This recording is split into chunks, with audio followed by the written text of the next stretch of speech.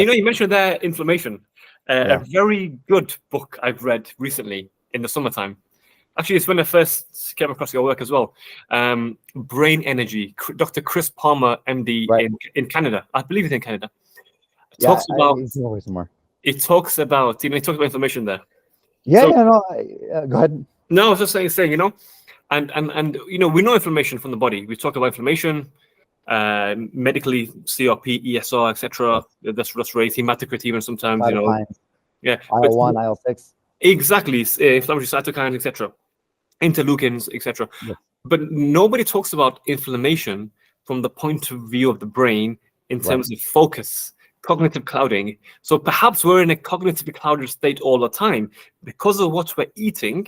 Yes. It's actually having an inflammatory load on the brain. The brain is the most bioactive part of the human body. Like, it 25%. consumes 25% of the glucose of Yep. the human body, and blood flow gets preferentially shunted to the brain during Exactly. times of distress. So it's the brain which preferentially takes the glucose in the body.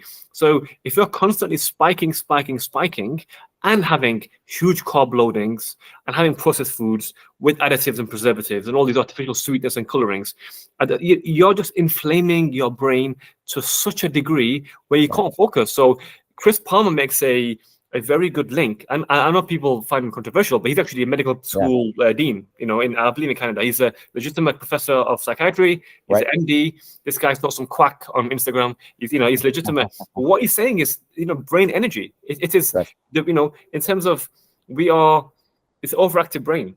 What we're consuming is not fit for a slow release of energy.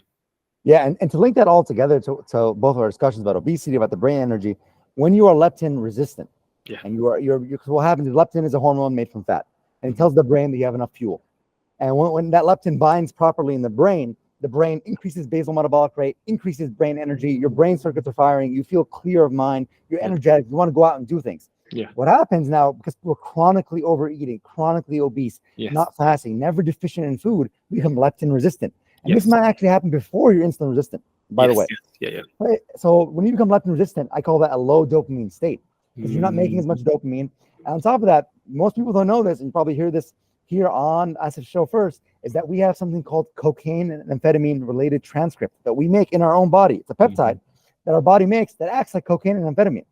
And it's made on the leptin melanocortin pathway. Yes. But when you're leptin resistant, you don't make it.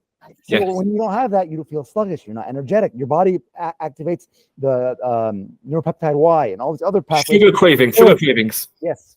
Conserve energy, eat more, become very hypothermic, not very vital.